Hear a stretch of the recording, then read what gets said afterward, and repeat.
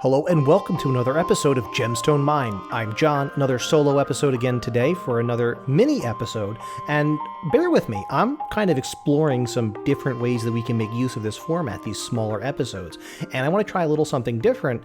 I want to talk about maybe some lessons that we can learn at non-cEDH tables from the cEDH metagame. So for those who are not in the know, cEDH stands for Competitive Commanders, competitive EDH. It's a metagame within the greater Commander format that sits within the extreme, highly consistent, highly efficient part of the overall Commander game. Now, not all cards are equally powerful in all formats or even all metagames, but there are certainly lessons to be learned from how people are brewing with powerful cards. And there is one really powerful card that came out of Commander Legends, and it probably is not what you're thinking of. This card, as a new commander and a new partner, has made a big splash in cEDH and has made some of the fastest decks in the format even faster and more consistent. And if you bet on seeing Rograkh, Son of Rograkh, as the card I wanted to talk about today, well, you win. So Rograkh is a 0 mana, 0/1 legendary creature kobold warrior. It is red with First Strike, Menace, Trample, and Partner. So how is a kobold of Carekeep with jokey upside keywords being considered among the most powerful new commanders in cEDH? Well, in cEDH, one thing to keep in mind is that Rograkh's power comes not from having necessarily a lot of keywords for a low price, but it's the fact that this is a creature body that you will basically always have access to at 0 cost for mana or cards from your hand.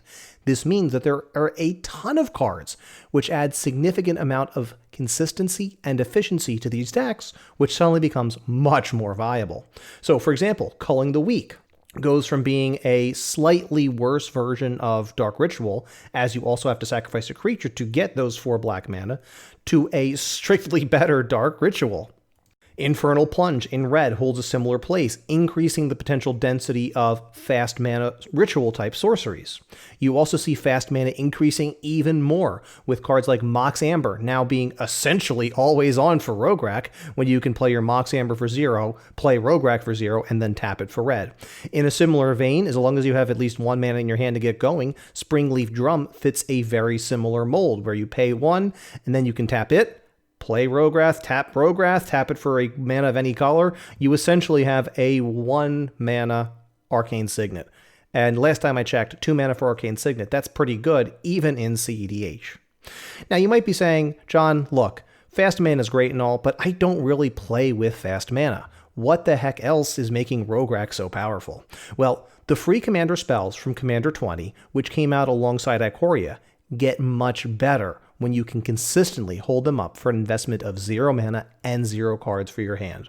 If you're worried about something going on the other side of the table and you have Fierce Guardianship in hand, you could play Rograkh for 0 and hold up Fierce Guardianship ready to interact on your opponent's turn. If you have an important combo piece that you want to make sure you protect, simply cast Rograkh and then Deflecting Swat is turned on and is ready to go. Further, powerful tutor effects like Diabolic Intent get much better when the cost is 0 extra mana and 0 cards from hand to get the body onto the battlefield that you need to sacrifice to turn on Diabolic Intent. Polymorph type effects also get much stronger when the setup cost is 0. Being free, Rograkh is potentially insane alongside cards like Cloudstone Curio, where you can play Rograkh for free, return another creature to your hand. Well, I mean, what would you want to return to your hand? Well, what about Dockside Extortionist? This can allow for a very cheap Dockside loop, where as long as you are manufacturing 3 mana between your Dockside Extortionist and recasting it for 2, it's netting you 1 treasure every single time. Well, that's great and all, but if I'm not playing cEDH, what do we have to learn from this? The lesson for us to learn outside of cEDH is sacrificing is intended to be a cost. Having a reusable dork in the command zone, always willing to jump out on top of, let's say, Ashnod's Altar, can be extremely valuable. Or what if he just volunteers to be victimized for you? I mean, that's a really great way to get a very powerful reanimate effect. I mean, imagine playing an early Buried Alive, followed by Victimize. Simply play Rograkh, and who knows what ridiculous bonkers cards you can get out of your graveyard that way. It's very cheap, very effective, and no other downside now that you've gotten Rograkh in the command zone. Next, that if you control your commander phrase, or the for each time you've cast your commander type thing, these may be phrases that we see R&D leaning on in future design to make sure that cards that are made for commander are not breaking legacy or vintage. So maybe there's some classic go wide white-red X decks out there that are going to exploit Rograkh with commander's insignia to make sure you have a really powerful anthem. Why not add an additional +1/+1 for free to all of your creatures on the battlefield? Why not try out Imperial Storm and get an extra free angel with no extra cost of cards from hand or mana cost?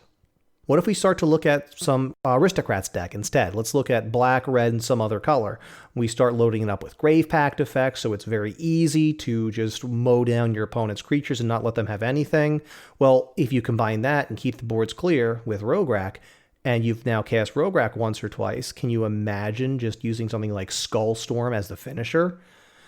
For each time you cast it, you copy it just like those other Commander Storm spells. Each opponent sacrifices a creature. Each opponent who can't loses half their life rounded up. Forget tending somebody. If you've cast your main partner once and Rograkh twice, you've just taken somebody down to 5. That is nuts. On that note, are there any actual Storm cards out there that actually get there when the Storm count is essentially free? Mind's Desire comes to mind as a possible option, maybe Dragonstorm, where if you're getting essentially 2 free dragons out of your deck for 9 mana, that sounds not too bad. A little bit more realistically, in terms of playable cards at a reasonable cost, Empty the Warrens is probably just about on rate at that point. 4 mana for 4 1/1 goblins, that's not too bad. I think inside of some kind of a Storm Shell, outside of true cEDH, that is a place where Rograkh could potentially shine. And last, but certainly not least, let's just imagine a world with Skullclamp. Oh wait, you can already imagine a world with Skullclamp? What else do I need to say? Rograkh essentially would allow you to play a deck that has an easy time or just wants to get Skullclamp out in general. Maybe some type of red-white X tokens build or some black-red X tokens build. It's going to want Skullclamp anyway, just to be reusing creatures. Rograkh essentially will provide you almost an Ancestral Recall level of value. Play in for 0, equip for 1 colorless mana, draw 2 cards.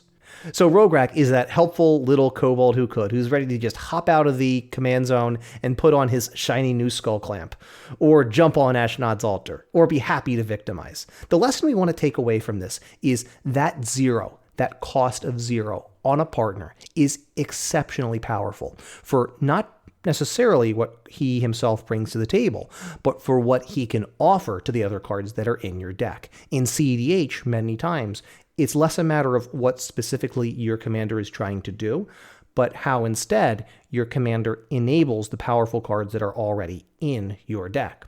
Rograkh turns an entire category of different cards, from cards that are looking for a cheap body to simply throw away and use at the sacrifice cost, to cards that are looking to up a storm count, or cards that care about if you control or have cast your commander. There are a lot of options out there, and we've explored just a few of them.